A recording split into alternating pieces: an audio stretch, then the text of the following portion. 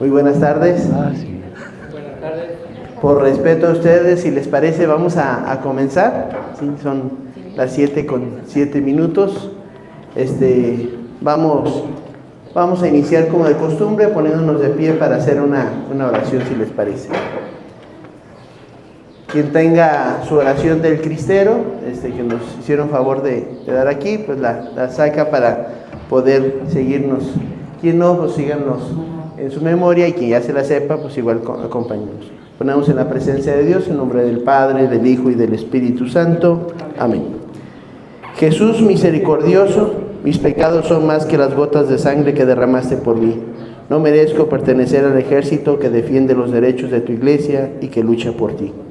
Quisiera nunca haber pecado para que mi vida fuera una ofrenda agradable a tus ojos. Lávame de mis iniquidades, límpiame de mis pecados. Por tu muerte, por tu cruz, por tu Madre Santísima, perdóname. No he sabido hacer penitencia por mis pecados. Por eso quiero recibir la muerte como un castigo merecido por ellos.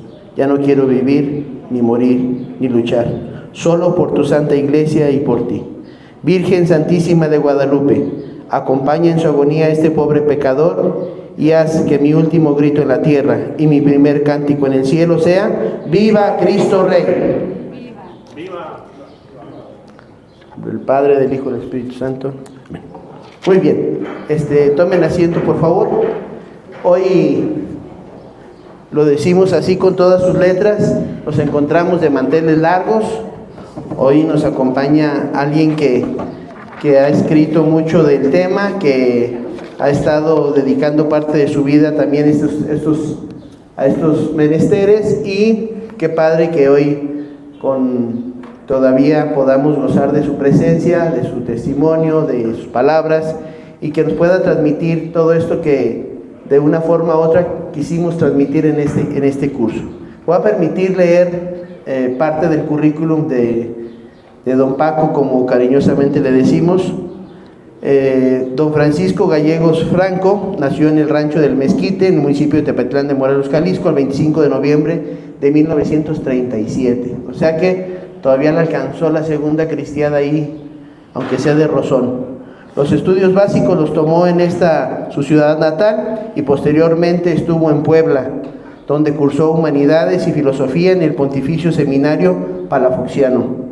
También se formó en la Escuela de Periodismo Carlos Septién García, en el Centro de Formación y Perfeccionamiento Directivo de la Universidad Panamericana, y se capacitó en Museografía por la Universidad de Guadalajara. En 1968, apenas ayer, contrajo matrimonio con la señora María Guadalupe Gómez Navarro, que se encuentra aquí también con nosotros. Gracias, Lupita. Y fueron bendecidos con 2 hijos y 4 nietos. Paco Gallegos, como cariñosamente reconocido en el municipio y más allá, se desempeñó por 36 años en la iniciativa privada en al menos 12 diferentes empresas, 3 años más en el gobierno de Jalisco, en la administración de Alberto Cárdenas Jiménez, y 23 años para el gobierno municipal de Tepatitlán. Alternando sus tiempos, se dedicó a la docencia durante 25 años, impartiendo clases de literatura española e historia universal entre alumnos de secundaria, preparatoria y el centro universitario de Tepatitlán, de los cuales debo decir, yo fui un orgulloso alumno de él. No sé si él diga lo mismo de mí, pero pues sí puedo decir que fui orgulloso alumno de él por que él me enseñó. Incansable y notable escritor, dedicó también a la crónica municipal su obra narrativa e histórica extensa. Ha escrito casi 50 libros, 37 de ellos ya publicados, todos inspirados en su gran amor por Tepatitlán, en su gente, tradiciones, costumbres y modo de hablar. En rescatar, investigar y difundir los acontecimientos más importantes del municipio y en la región de los Altos. Sobresale entre sus temas lo relacionado con la guerra cristera, la heráldica, leyes, leyendas y la vida cotidiana en su amado terruño. Otros de sus frutos literarios han sido publicados en revistas, periódicos como Impacto, El Informador, 8 columnas, en publicaciones impresas, en radio, en televisión, en la ciudad, en la región alteña y en el estado de Jalisco. Gozando de una jubilación plena, don Paco no deja de leer y mucho menos de escribir y más de pensar. En años recientes creó el proyecto literario Ediciones de la pandemia para ofrecer nuevos materiales y que la gente encontrara en ellos forma de sobrellevar el encierro solitario. Su mente visionaria lo llevó a diseñar el Tepatlón, un juego para que todos los de la casa puedan seguir en la dinámica familiar aprendiendo sobre la historia del municipio. Por cierto, ya nomás queda uno, en el que amigos y familiares podrán dar la lucha contra las ignorancias y sumergiéndose poco a más de 1000 preguntas y respuestas sobre todo lo relacionado con Tepatitlán, temas históricos, geográficos, ciencias naturales, personajes, entre otras cosas. Importante gestor cultural de Tepatitlán que con el apoyo de 3 presidentes municipales dio vida a nuestro museo de la ciudad, logrando el rescate de una hermosa casona para convertirla en el recinto que hoy resguarda la identidad histórico-cultural de los tepatitlenses, espacio que por varios años estuvo bajo su dirección y cuidado.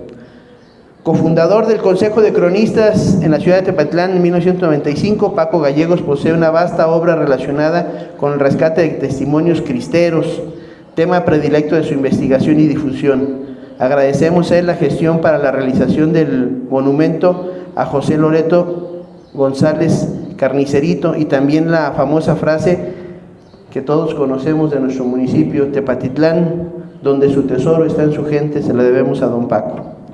Sus entrevistas y recorridos por la ciudad son un deleite para quienes lo presencien. Goza de una mente privilegiada y una elocuente relatoria para hacer sentir al público en el mismísimo lugar de los acontecimientos como si estos estuvieran sucediendo.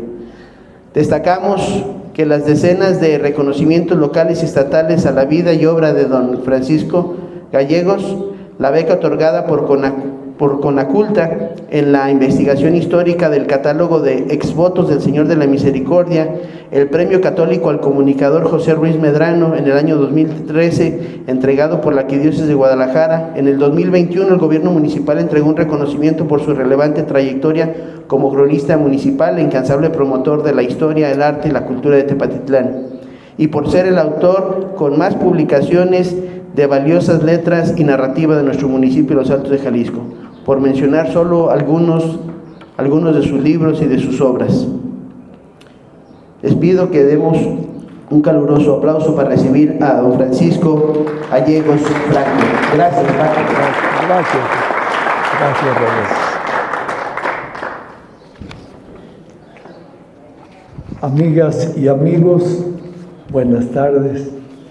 Es un placer estar con ustedes para platicar acerca de lo que a todos nos gusta, a lo que todos tenemos muy buenos recuerdos, y es nuestro Tepa querido. Curiosamente, cuando yo estaba haciendo mi primer libro sobre la guerra cristera, vino un escritor, él sí muy famoso, para... Ay, déjalo y para que se le quite.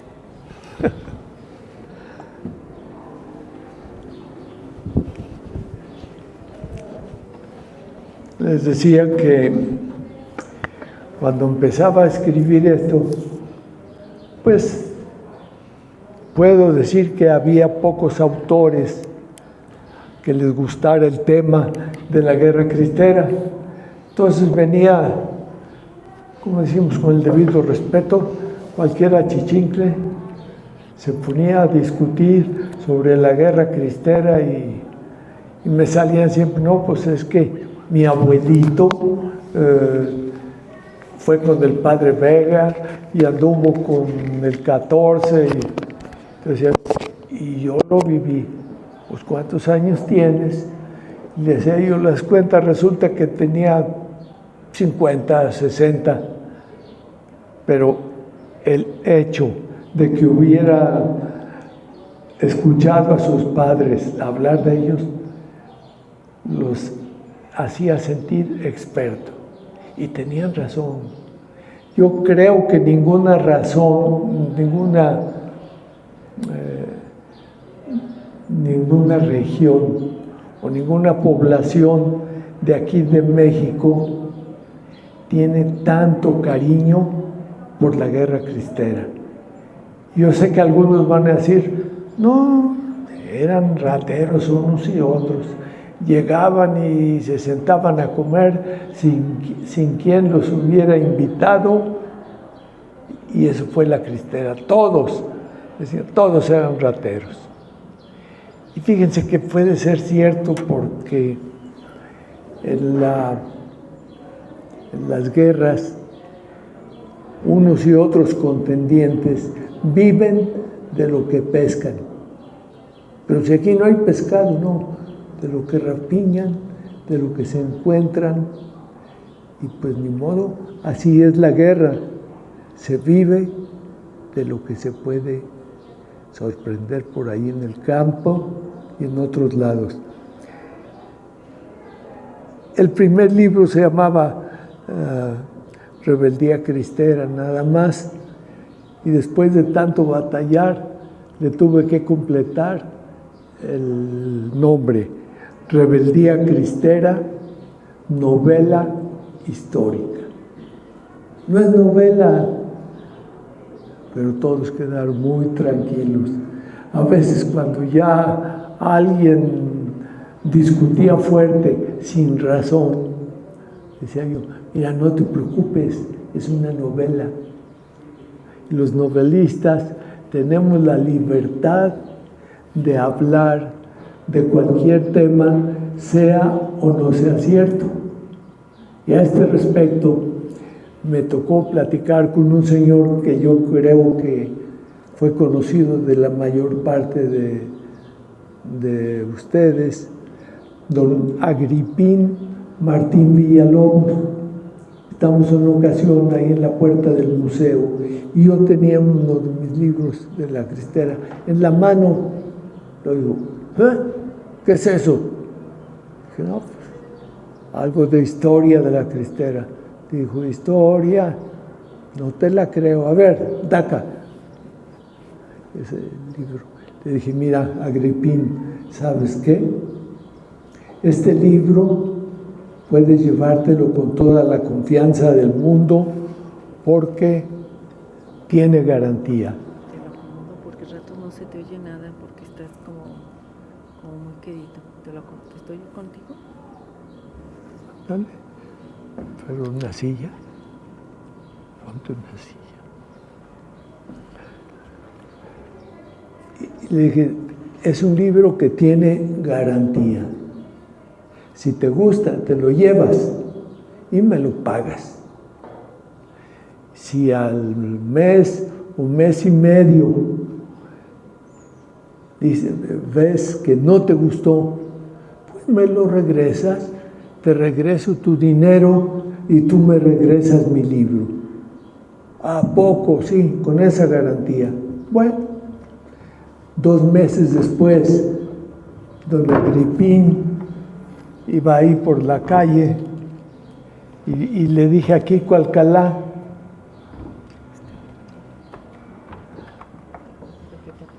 Gracias. Más claro. Oh, sí, sí. Le dije, viene don Agripín y te fijas lo que trae en la mano. Sí, trae tu libro. Pues ni modo. Metí la mano a la bolsa, saqué 200 pesos y hola don Agripín, ¿cómo está usted? Viene a ser efectiva la garantía. Digo, pues francamente sí. Tu libro no me gustó nada. Son puras mentiras. ¿Qué te diría? Es una ensarta de mentiras. Nada, había que aguantar el chaparrón. Y luego le dije, también, no, guarda tu librito y guarda tu dinero. Se lo das a alguien que sea más menso que yo para que sí le guste el libro. Oiga, pero de lo que trae ahí lo hemos platicado con un gran número de personas que viven todavía y se dedicaron a eso. Son los protagonistas de lo que dice aquí. Dice, pues no me gustó. Bueno, y no quiso, digo, y guarda tu mugroso dinero. El libro me gustó mucho porque eres muy mentiroso, pero qué bien cuentan las mentiras. Bueno, se hubieran enojado ustedes si les dicen así, pues yo creo que no, me dio risa. Y se llevó el libro, lo leyó, y todavía nos encontramos y decía, qué mentirotas. Eso que contaste del arzobispo Orozco y Jiménez, no tienes vergüenza para contar semejantes mentiras. Y precisamente una parte de este libro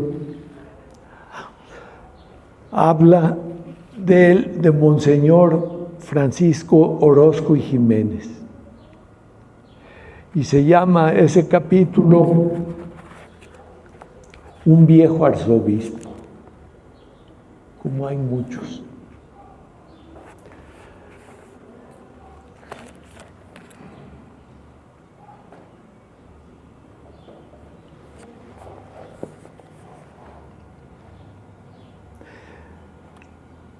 Dos telegramas urgentes cruzaron por los alambres ese día, salidos ambos del despacho de Quirino Navarro, presidente municipal de Tepatitlán y flamante jefe de las fuerzas destacamentadas en esta ciudad alteña. ¿Alguno de ustedes conoció a Quirino Navarro? A ver, levanten la mano. No, sí hay jóvenes, pero hay otros que ya no se cuecen al mismo tiempo. ¿Ninguno? Pierdo. El viejo fui yo. Pero bueno, me tocó encontrarlo cierta vez. Iba pasando frente a su casa, ahí por la calle de Independencia. Le saludé. Don Quirino, buenas tardes. Buenas tardes. Siéntate. Luego le dije, no, mire nomás qué perrazo tiene cuidando ahí su silla. Digo, sí, está grande mi perro, pero no te preocupes, apenas hace 3 o 4 días lo castramos. Dije, oiga, don Quirino, yo no tengo miedo, yo tengo miedo más bien que me muerdan, no que me dé un agarrón, no que me cojan. Y se rió mucho.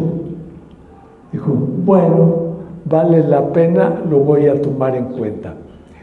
Quirino Navarro era hijo natural de un señor apellidado González. Pero el día que nació, su mamá se lo llevó tempranito porque el niño estaba muy bonito, decía, tenía ojos azules y pues más o menos de buen ver, y se lo llevó, se lo trajo aquí a Tepatitlán, y mientras, para variar, se enqueridó con una señora que, sí sabe, no que no. A ver, ¿usted oyó hablar de esa anécdota de Quirino Navarro? A ver, el señor que está atrás de... Es que yo se la platiqué el otro día porque usted no la dijo. Ándale, así se hacen los chismes.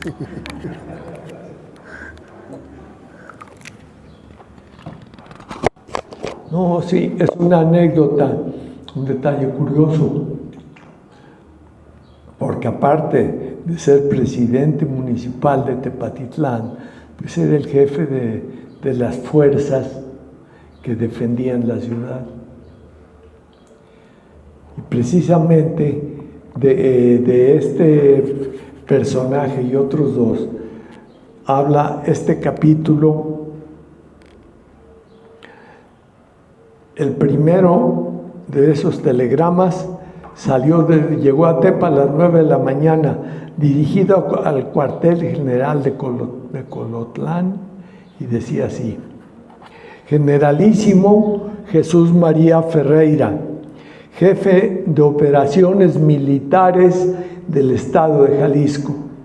Respetuosamente comunico a usted, tropas a mi mando chocaron con fanáticos capitaneados por Anacleto González Flores.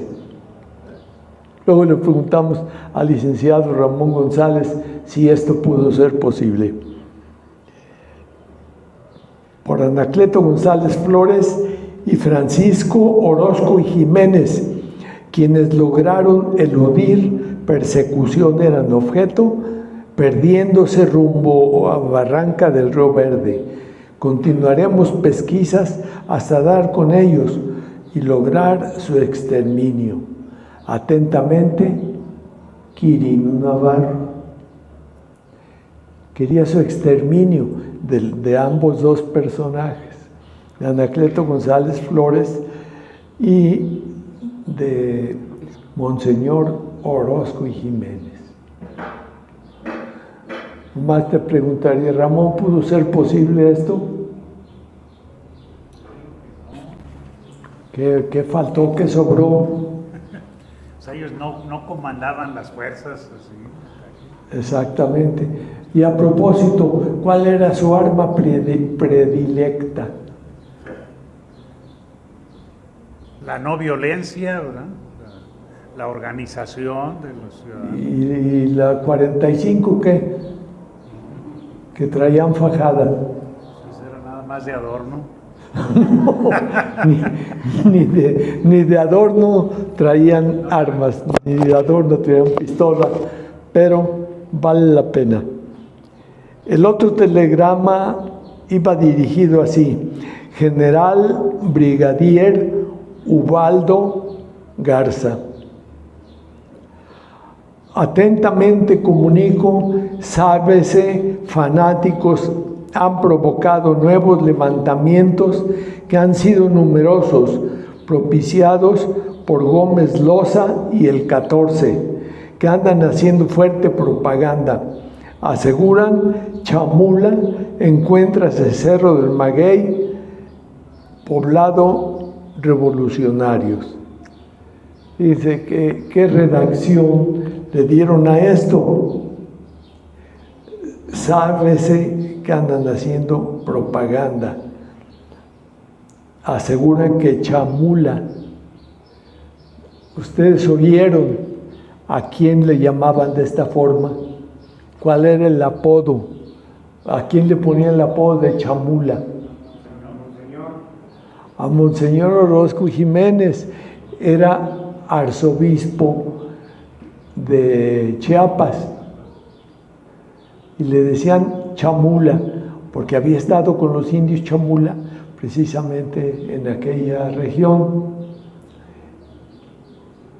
Él nunca tomó las armas tampoco, pero así andaban las cosas, los buscaban para matarlos.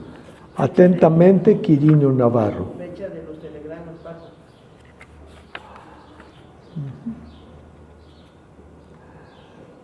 Híjole. ¿Fecha? No los consigné, eso es un error mío, porque yo siempre sentía que estábamos rodeados de atmósfera cristera, y a veces todo dentro de la cristera fueron 2 años, y a veces sí descuidábamos de poner las fechas. Pero debe haber sido más o menos en 1927, 26 y 27 fue lo más fuerte, lo más, a ver, ahí les va, lo más álgido de la guerra cristera. ¿Y qué dirá esa palabra que se usa mucho para hablar de personajes? Álgido. ¿Qué es? En lo más álgido de la guerra cristera. A ver, anímense.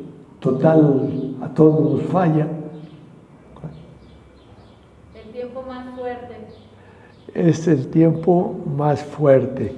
Sí, pero hay un tipo de fiebres que le pegan al pobre del enfermito y a veces se muere en lo más álgido de su fiebre. Álgido, curiosamente, es frío.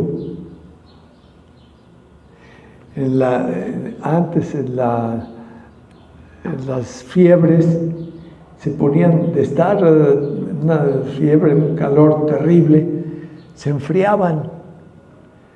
Algo, dolor, es fiebre. Entonces, no fue en lo más fuerte de la guerra cristera, sino se le podría decir que no en lo más fuerte, sino cuando casi se andaba ya por aliviarse. En lo más crítico, eso sí, exactamente.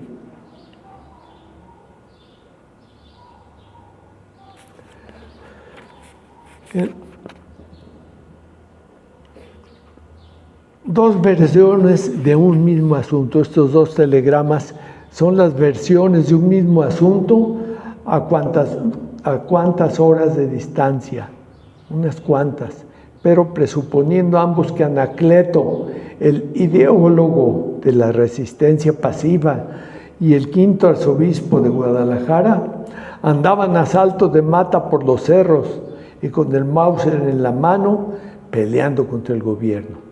Así lo suponían, que andaban con su Mauser o con sus pistolas y peleando. Hay un dicho entre los salteños que reza: oyeron cantar el gallo, pero no supieron dónde. Con respecto a la cristera, Anacleto andaba escondiéndose, pero no cesaba en su apostolado, y el quinto gran arzobispo de Guadalajara se escondía ciertamente, pero no abandonaba a sus ovejas. Los esbirros olesqueaban por todos lados, pero no daban con ellos.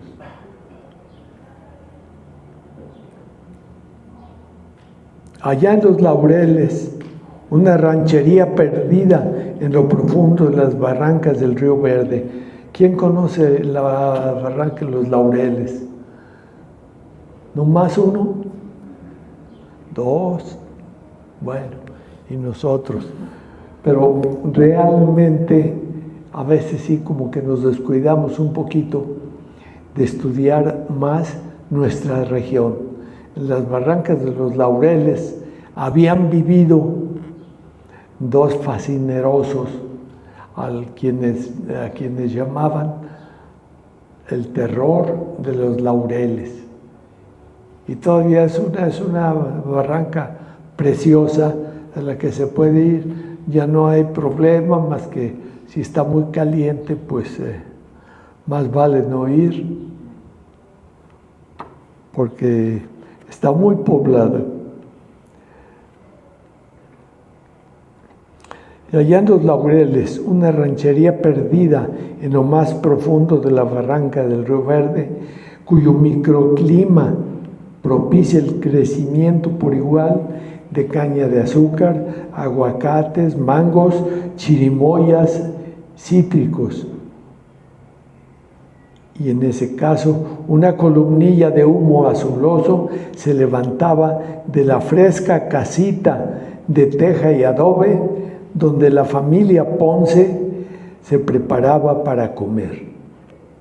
No sé si algunos de ustedes hayan oído hablar de los Ponce, de aquí de Tepatitlán, que vivían en la barranca de Los Laureles. Todos nosotros fuimos muchas veces, como lo están haciendo ahora el licenciado Ramón y algunos más que están dedicados a hablar de eso. Saliendo de la agreste vereda, se interna en la nítida arboleda, se acrecienta, se acerca un viajero, llevando en la mano izquierda una humilde maleta de lámina de exiguas dimensiones y en la derecha un nudoso báculo en el que se apoyaba con decisión.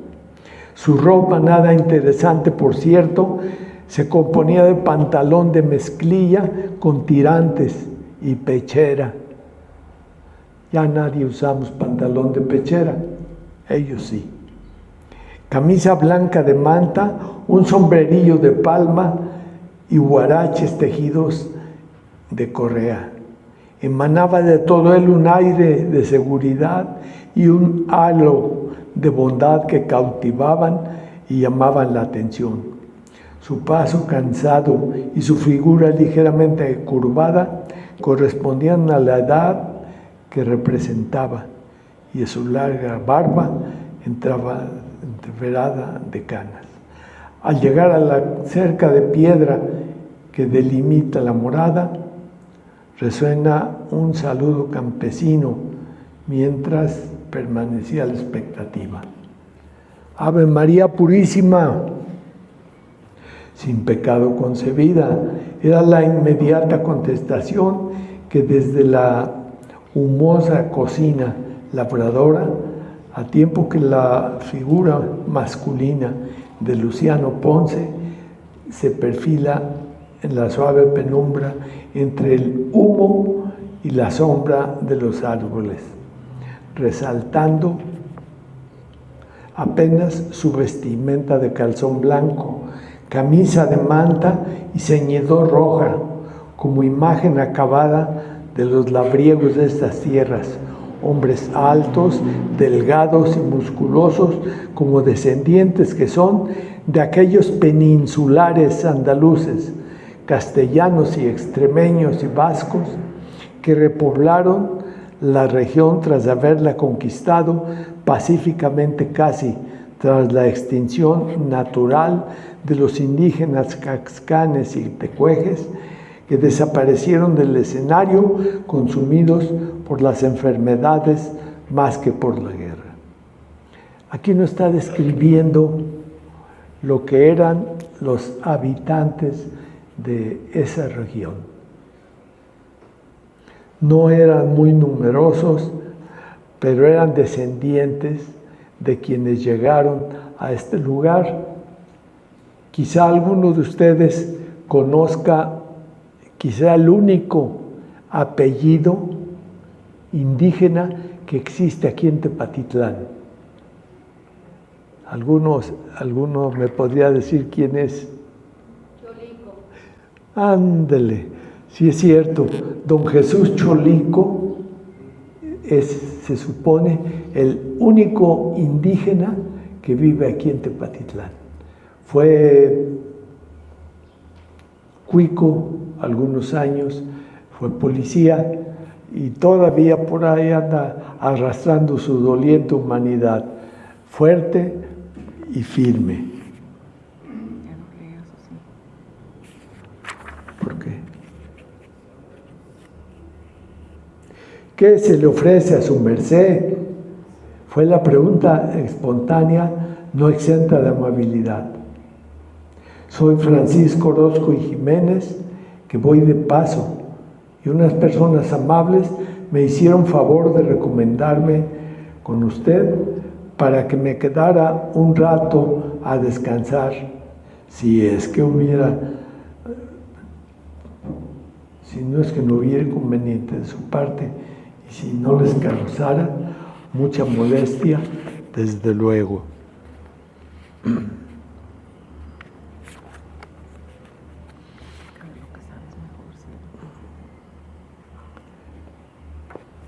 Claro que no faltaba más, le contestó el patriarca de los Ponce, que todavía viven aquí en Tepatitlán. Hay varias familias Ponce, pero de los que viven en la barranca de los Laureles, pues ya quedan muy poquito.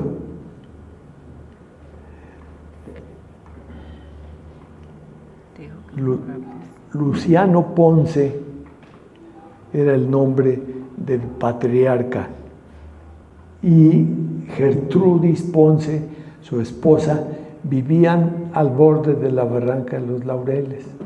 En una ocasión fui a buscarlos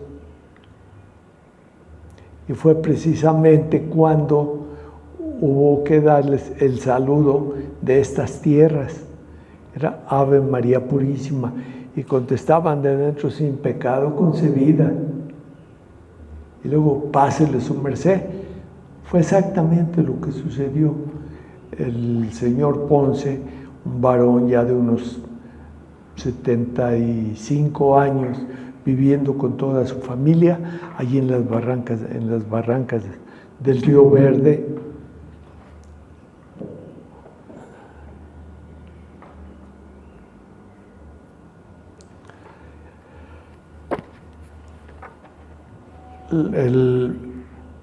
La manera, más bien, de contestar el saludo era casi de inmediato, el de Ave María Purísima, sin pecado concebida, y de inmediato: pásele su merced.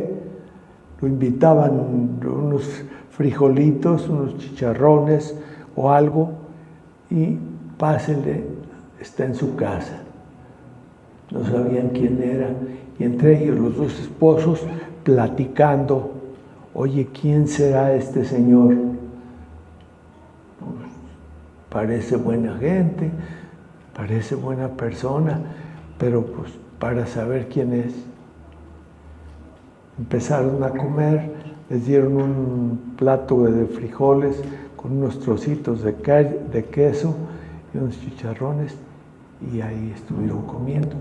Cuando ya se estaba haciendo tarde, se despidió el señor, que no sabían quién era, ni él sabía de quiénes se trataban, y era don Francisco Orozco y Jiménez.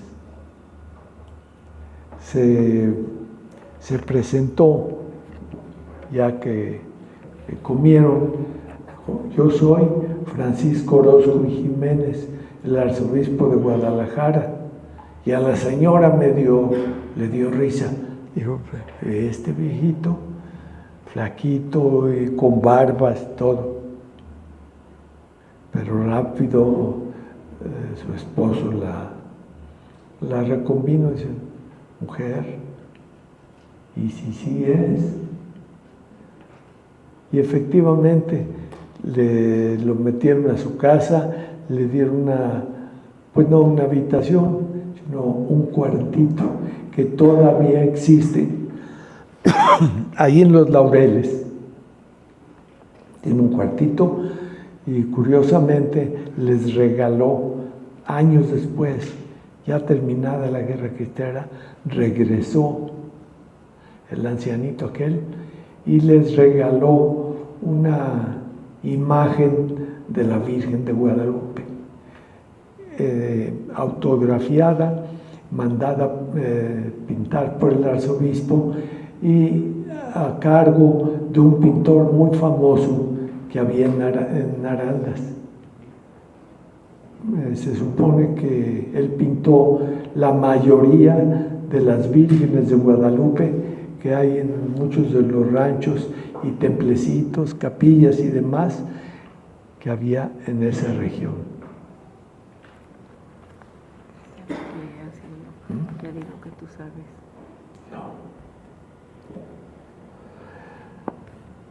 Hay algo muy interesante, muy curioso. En la casita de los Ponce, todavía viven ahí. Hay una puertecilla de madera y rodeada de cantera, donde vivió el arzobispo.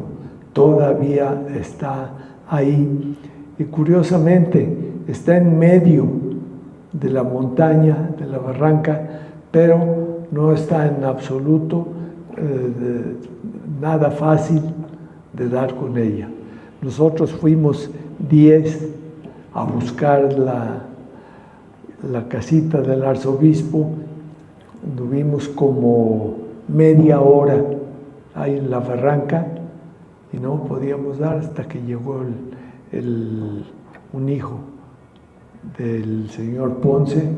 Dijo, pues miren, váyanse ustedes y yo voy detrásito, pero ustedes van a tener que encontrar la casita o el escondite del arzobispo, porque si no, pues no tiene caso. Si está fácil de dar con él, mejor lo cambiamos de lugar.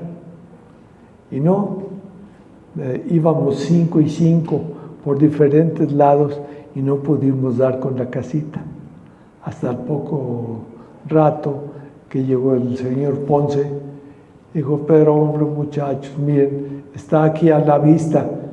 Y ahí estábamos todos viendo a ver dónde estaba la casita hasta que dimos con ella. Era una, más que casa, una cueva más o menos de 11 metros de profundidad, no vertical, sino hacia adentro, hacia el interior de la montaña. Y ahí había estado escondido el arzobispo, pero de pronto, pues nosotros solos no pudimos dar con él. No sé si hayan ido ustedes a esa barranca.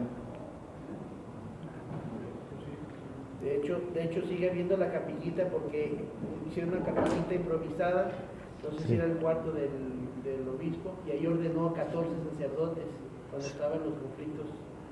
Exactamente, o sea que es una capilla con mucha historia. Tratamos de que la administración política de Tepatitlán la rescatara como lugar histórico que es, pero pues no se ha logrado. Quizá porque los rancheros que viven por ahí cerquitas no les interesó mucho, quizá no le interesó mucho a nadie, pero ahí está esa capillita que ojalá algún día se rescatara. Es un lugar realmente interesante porque es una capilla. Tenía 11 metros de profundidad por 11 de altura, más o menos 10 de ancha, pero unos labradores de por ahí cerquitas no resistieron la tentación y fueron y tronaron un bombillo de dinamita para ver si encontraban el tesoro. ¿Quién les dijo que había? ¿Quién sabe? Yo no. Pero con esa dinamita volaron parte del techo y de la profundidad pues es una mina. Y no se ha podido rescatar, ni tampoco le ha interesado a nadie. Si a alguno de ustedes le interesa, yo le hago un mapa y les digo dónde está y a ver si se puede rescatar. ¿Quieren hacer alguna pregunta?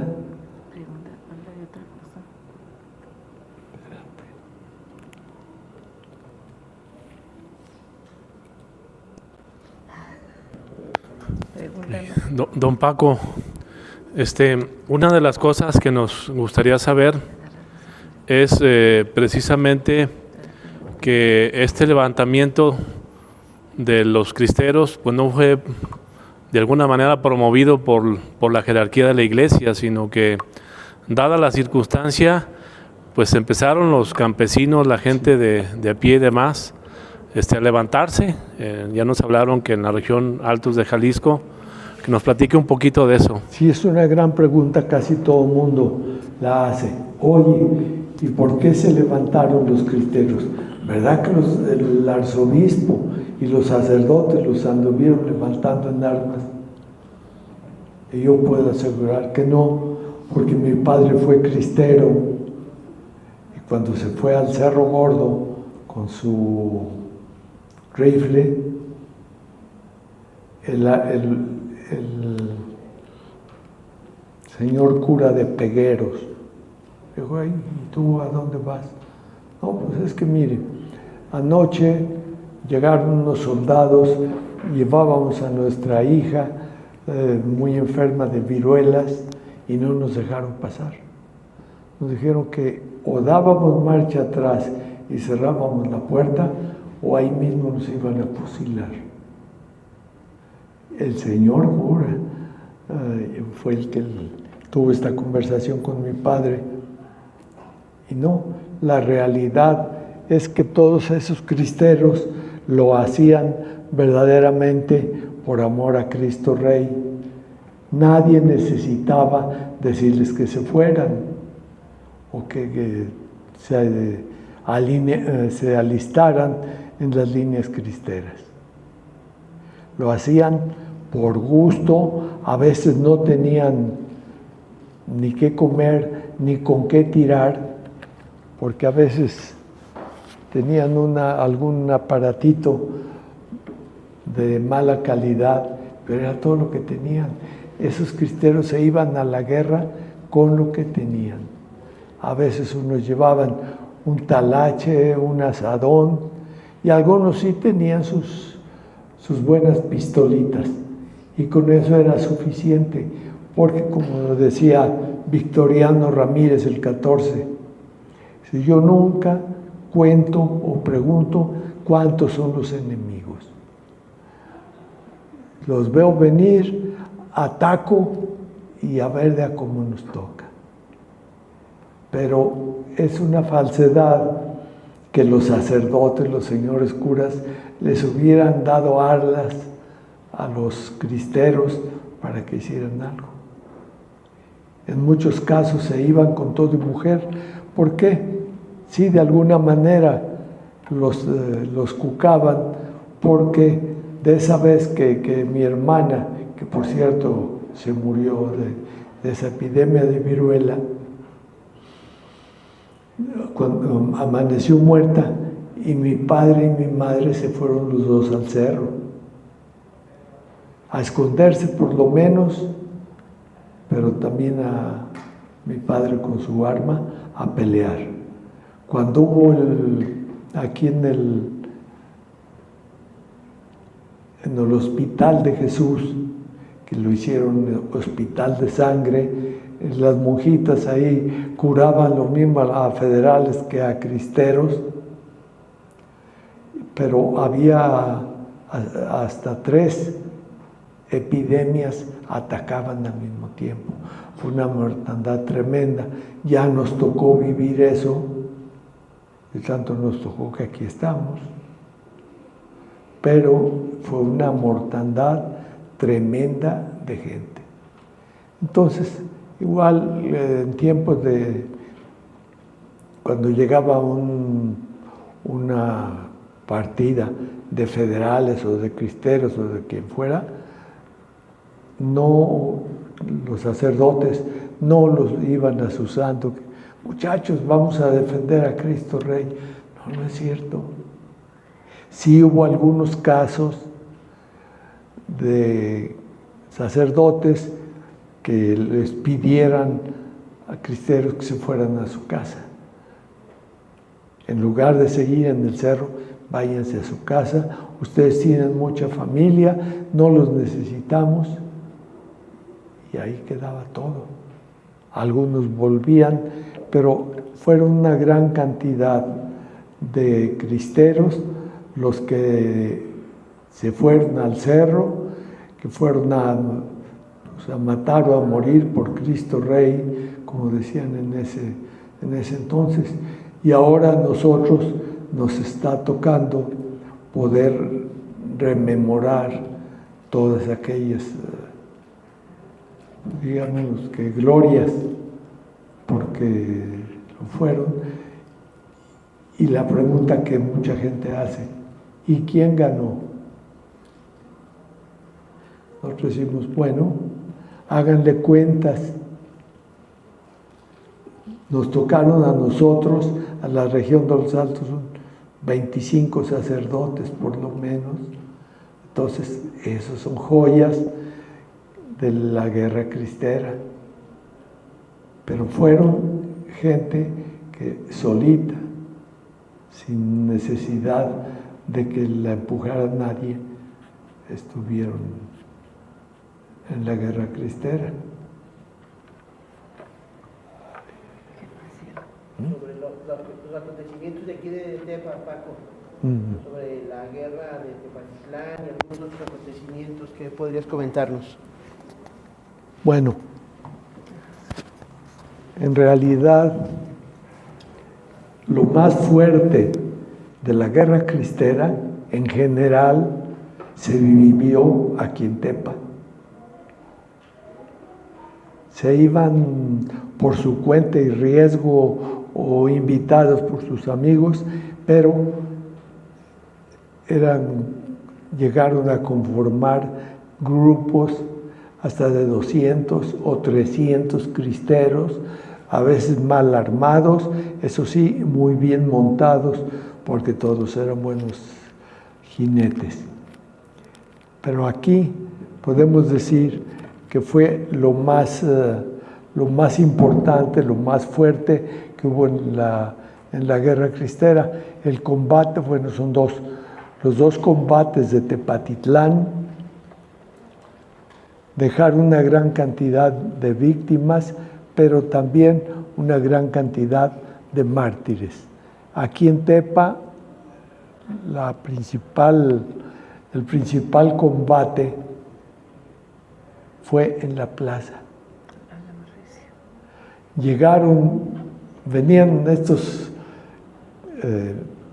federales de San Luis Potosí. Venían en muy buena cantidad, eran muchísimos los soldados que llegaron aquí a Tepa, preguntando dónde era Tepatitlán, porque su general en jefe era de los generales de Cedillo, les había dicho, vámonos a Tepatitlán. Pasamos por San Juan y si encuentran qué hacer, ahí se pueden quedar, unos otros van, pero vamos a Tepa. Y van a tener, una vez tomada la ciudad, les voy a dar manos libres. Y efectivamente, venían buscando a Tepatitlán, del que conocían la existencia, pero no tenían idea ni cuántos habitantes, nada. Y si es cierto, entraron aquí por la calle de San Antonio, Emilio Carranza, y 16 de septiembre, y entraron a galope tendido. Y fíjense cómo estaban las cosas. Ya ven que siempre en la guerra tienen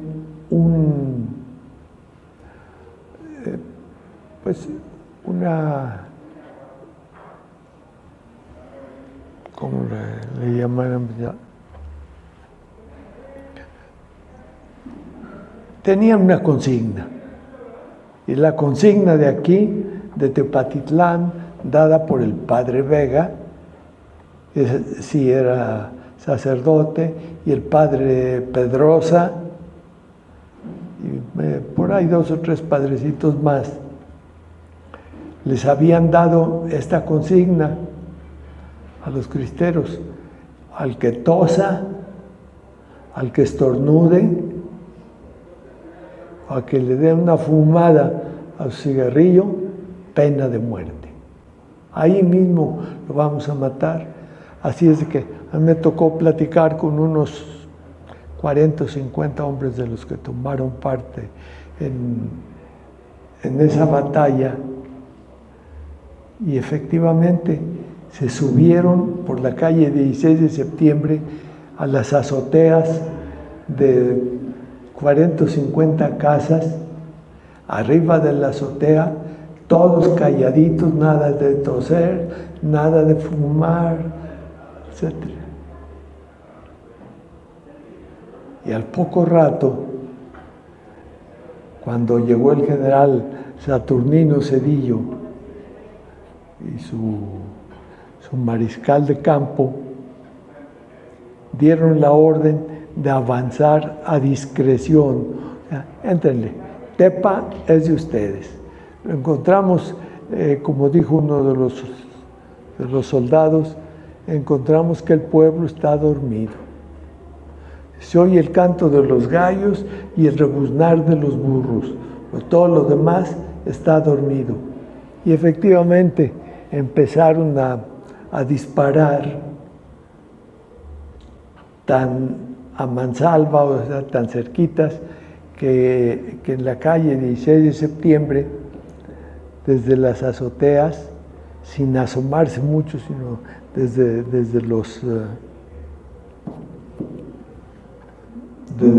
las azoteas, los alcanzaban a ver y disparaban y no perdían tiros, porque la otra parte de la consigna era: no gasten parque, o gasten el menor parque que puedan. En el primer agarre, podríamos decir, murieron alrededor de 300 hombres, que se iban a caballo por media calle, tapando las calles, y los cristeros estaban arriba de las casas. Y efectivamente fue una matanza de veras grande. No necesitaron de mucho, ni siquiera, decía yo, ¿y cómo tomaban puntería?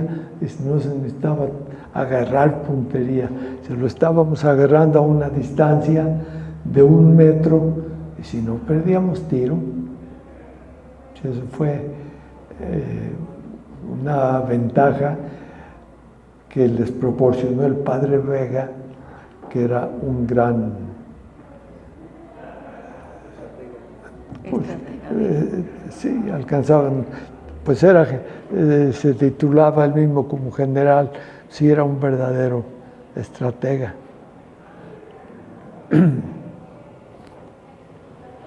Poco después caminaron hacia la parte alta de aquí de Tepa, San Antonio el Alto, el rancho que era de Quirino Navarro, y ahí se volvieron a dar otro agarre, solo que el padre Vega era decían que era arrentollado. Llegó en su caballo, en un caballo muy alto, muy fuerte, y llegó hasta una barra, una tapia que estaba ahí.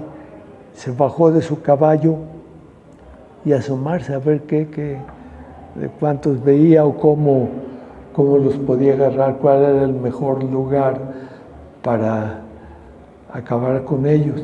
Y efectivamente, sí era esa la situación, pero se acercó a una pared, a una esquina de adobe y se asomó.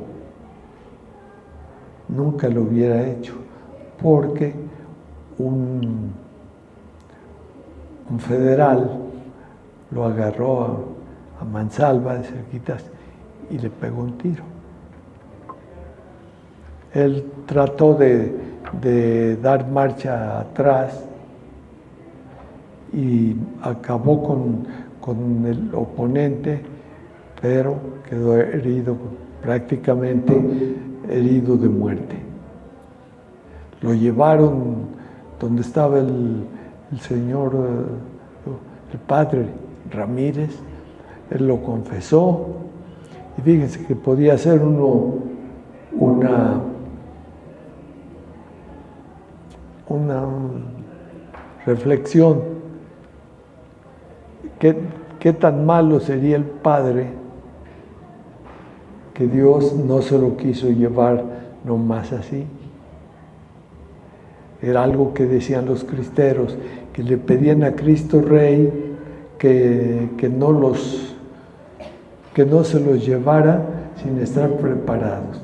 No es cosa de morir como perros, decían.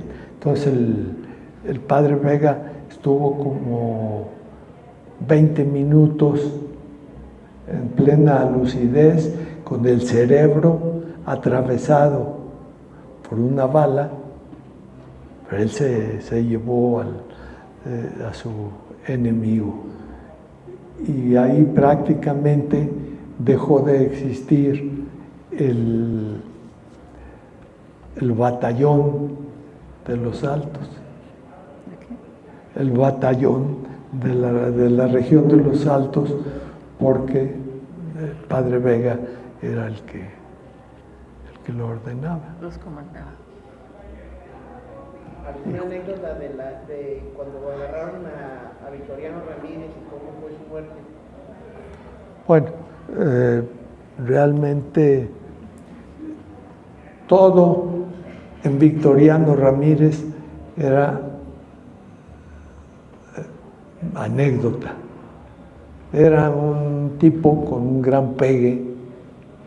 Por ejemplo, decía que en alguna ocasión el padre Pedrosa fue a hablar con él. Dijo: oye, Victoriano, pues no la friegues. Estaba bueno que te arreglaras con Dios. Dijo: ¿y cómo quiere que me arregle con Dios? Oh, pues que te confieses. Dice: ¿con usted, padre? No, hombre, usted es peor que yo. Era un tipo de muy poca instrucción, y pues no cuidaba de su lenguaje ni de nada, pero en algunas ocasiones, estando en San Miguel, él y otro amigo vieron que el jefe de la plaza había colgado un edicto impidiendo u ordenando que nadie pudiera entrar ni salir ahí a la parroquia. Y se fueron el 14 y su amigo, prácticamente tumbaron la puerta, se metieron, mataron a 4 o 5 y se fueron.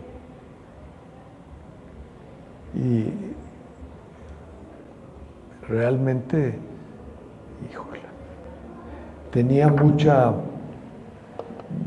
entre sus andanzas, en una ocasión, en una carrera de caballos, le jugó su yegua a un ranchero rico, de mucho dinero y de muy malos modos. Trataba muy mal a los pobres. Se disfrazó, corrieron una carrera. Él pidió dinero prestado porque no traía y le ganó la carrera al ricachón aquel, y le había apostado su caballo contra su yegua y le ganó Victoriano. Hubo una gran cantidad de anécdotas que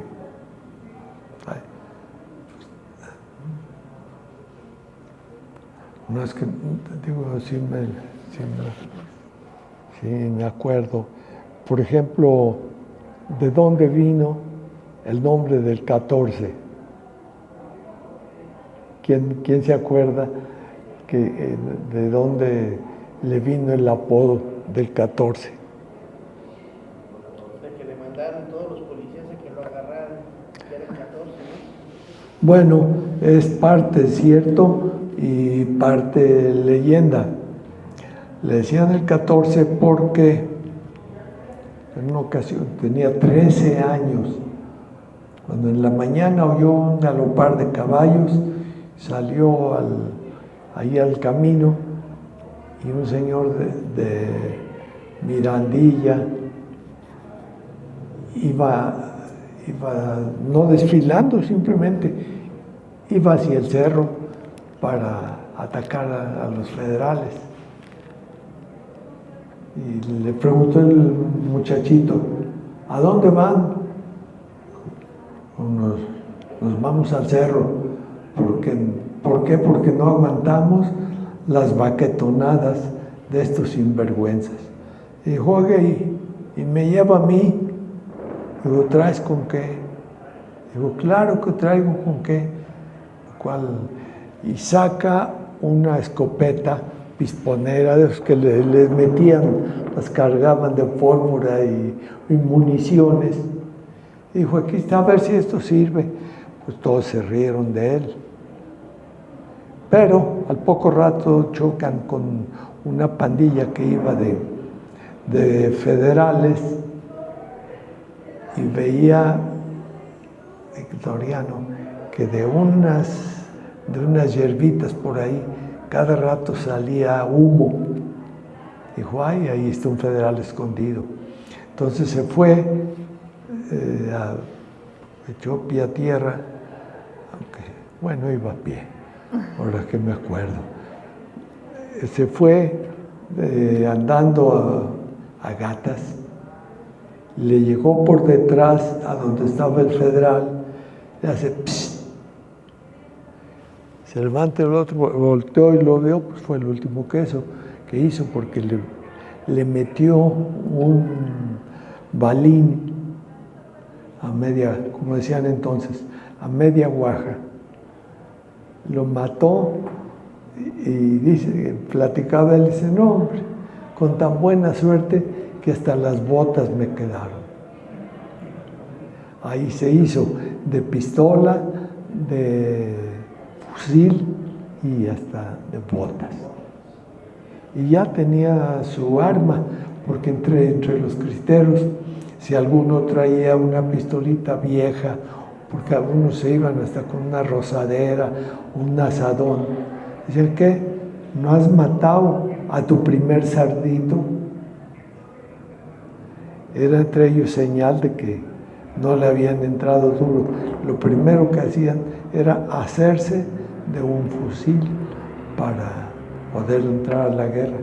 Y la mayoría después estaban bien armados y bien montados, porque en cualquier batalla que podían entablar contra los federales era matarlos para hacerse de armamento. Por eso es que decimos que los cristeros buscaban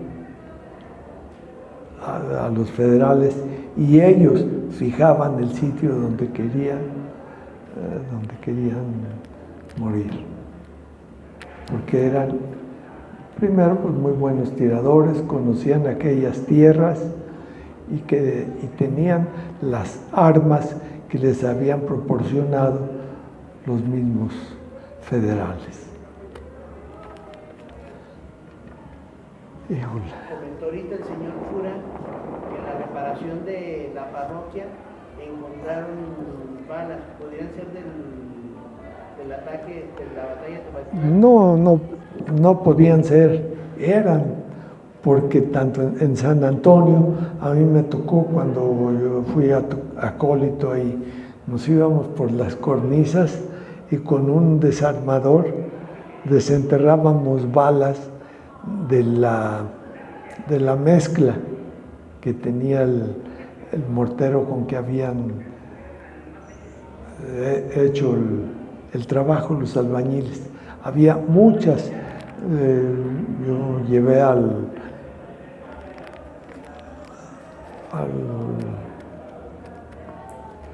en el museo, yo creo que mandamos como unas 50 balas. Había que sacarlas de donde estaba De la mezcla. en la mezcla o en el ladrillo, lo que fuera, y era puras balas que habían sido de la guerra cristera. ¿Y en la parroquia, cómo dicen? Y también fue en la parroquia. Es que los cristeros estaban en San Antonio y los federales estaban en la parroquia. Entonces se tiroteaban de uno a otro lado. Entonces sí eran balas que estuvieron en la guerra cristera y todavía deben estar, y hace tiempo que no voy al museo, pero sí deben estar. ¿Alcanzan de la parroquia al San Antonio? Sí, cómo no. A ver, esos, los que tienen armas, un Mauser debe alcanzar por lo menos 300 metros. Entonces, de la parroquia. Mauser, que cuando pelearon en Jesús María, del cerro de entrada Jesús María al cerro de Santiguito de Velázquez, sí, es casi 1 kilómetro, sí, se tiraban de lado a lado. sí, sí, pues nomás cogiendo la manera de que si no va para arriba o si la bala ya va en declive, pues sí alcanzan esas distancias y esas velocidades. Entonces, hasta las balas que utilizaban los cristeros, en gran parte eran rescatadas y luego... Los federales. ¿Cómo? De los federales, las balas. De los federales, las sacaban, las arreglaban y ya tenían balas. Nomás era ponerle la pólvora al cartucho, luego la bala más o menos bien o mal colocada, pero hasta de ahí sacaban para seguir peleando. Les ofrezco una disculpa porque, pues, por cuestiones de, a veces falta de salud, se va perdiendo la facultad o la habilidad para dirigir la palabra. Yo sé que se han de ver enfadado y ahí sí, como cuando van a conversarse, mea culpa, mea culpa, mea culpa. Pero, claro, luego Lupita me va a regañar. No. Pero...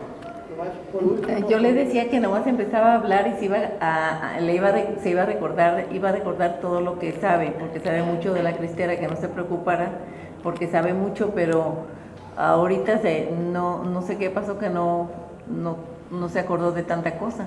Pues tenía 4 años sin dar temas. Prácticamente sin dar temas, pero le estoy el otro día platicando con Roberto, Uriel y ellos.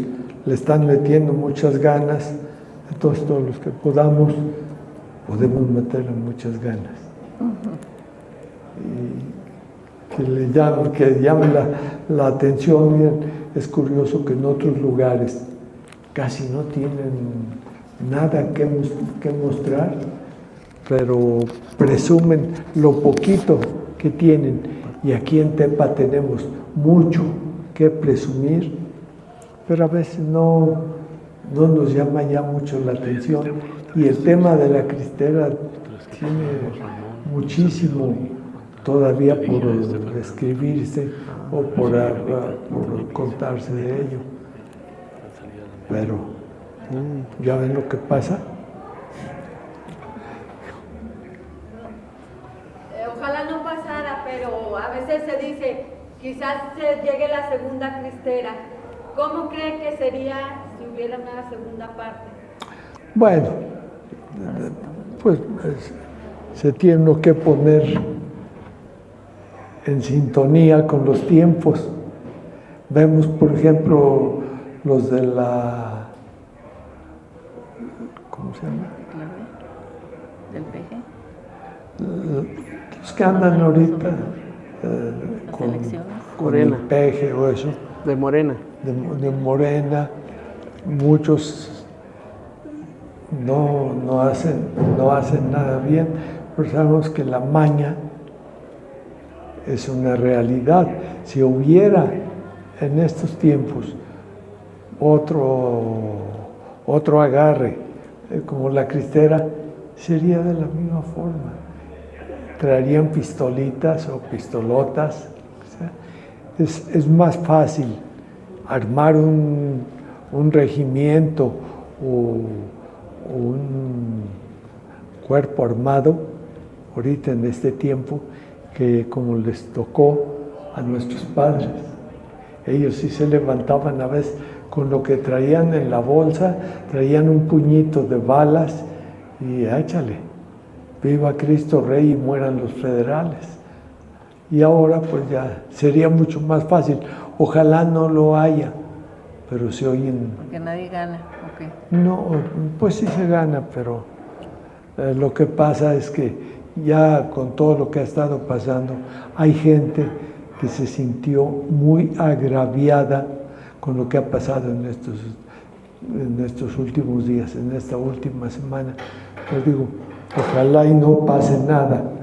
Hay que pedirle a Dios que no pase nada.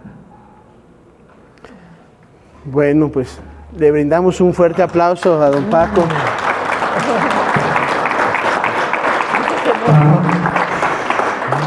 Y nuestro reconocimiento y nuestra admiración a don Paco Gallegos, porque gran parte de su obra y de su vida ha sido en el tema de la investigación de estos temas. Como comenta él, el recordar algunos acontecimientos, algunos sucesos, pues los invitamos a que vayan al tema de los libros para que puedan ver toda su documentación y todo lo que pudo hacer a través de la investigación. No queríamos pasar por alto el momento y a nombre de la Asociación Civil Anacleto González Flores, a nombre de la Guardia Nacional Cristera, Ramón, te invitamos para que podamos rendir un pequeño, sencillo, pero muy sentido homenaje hacia tu persona, Paco. Gracias, gracias por ser la inspiración de muchísimas personas, gracias por tocar estos temas, gracias por documentarlos, gracias por escribir, gracias por estar hoy aquí, siendo parte precisamente de este acontecimiento, y por parte de la Asociación Anacleto González Flores, por parte de la Guardia Nacional Cristera y el Instituto Bíblico Católico, quieren entregarte este reconocimiento.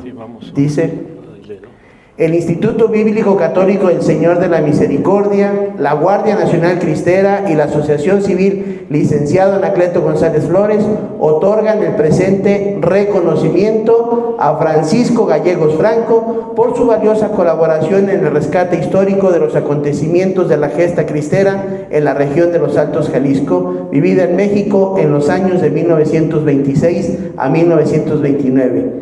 Dado en Tepatitlán de Morelos, Jalisco, a 6 de junio del 2024, firman Fernando Franco Lozano, director del Instituto Bíblico Católico El Señor de la Misericordia, el licenciado Ramón González González, jefe nacional de la Guardia Nacional Cristera, y el licenciado Uriel Barba Paredes, presidente de la Asociación Civil, licenciado Anacleto González Flores.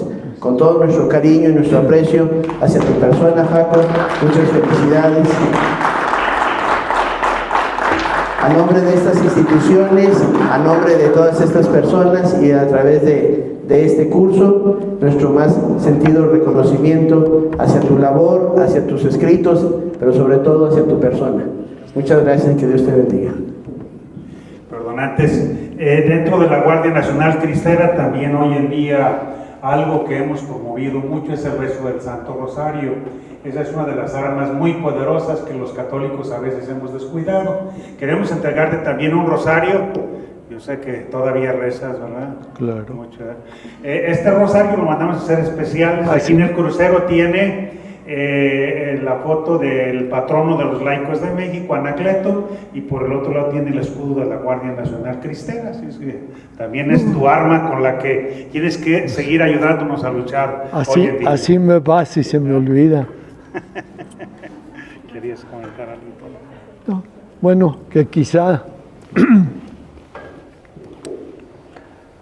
Hoy, menos que nunca, fue merecido esto, porque no, ¿saben una cosa? Yo no me he cansado, por ejemplo, de escribir. Al contrario, me gusta y me retegusta. Solo que a veces el cuerpo no rinde lo que se le pide, pero les prometo que voy a seguir escribiendo si Dios me ayuda. Muy bien. Gracias. Un aplauso. Gracias.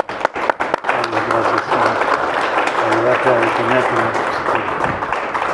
quieres te ayudamos a bajar. Sí.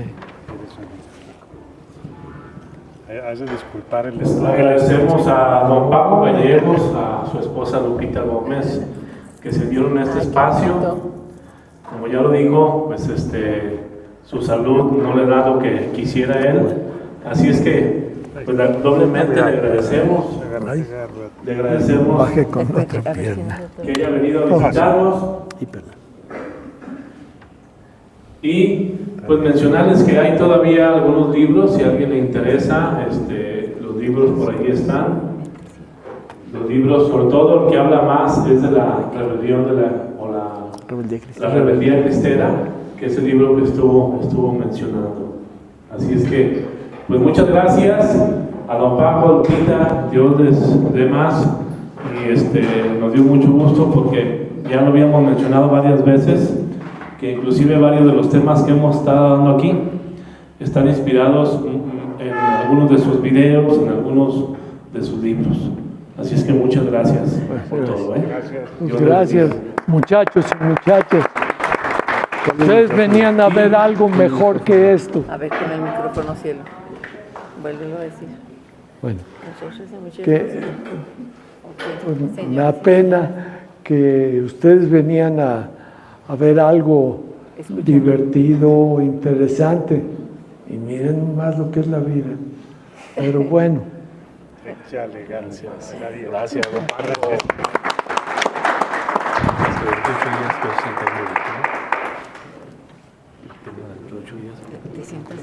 Bueno, pues agradecerles a todos su tiempo, agradecerle principalmente a Paco y a Lupita el esfuerzo que hicieron por estar aquí. Dentro de 8 días, con la ayuda de Dios, vamos a tener el tema de las concentraciones.